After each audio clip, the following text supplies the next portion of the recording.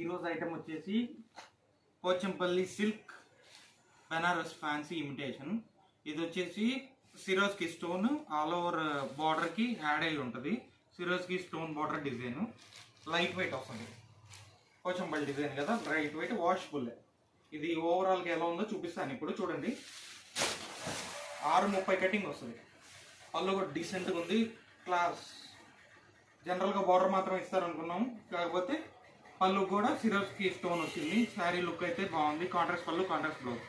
ఓవరాల్గా శారీ చూడండి, డీసెంట్గా ఉంది. మొత్తం పోచంపల్లి డిజైన్, మొత్తం పోచంపల్లి.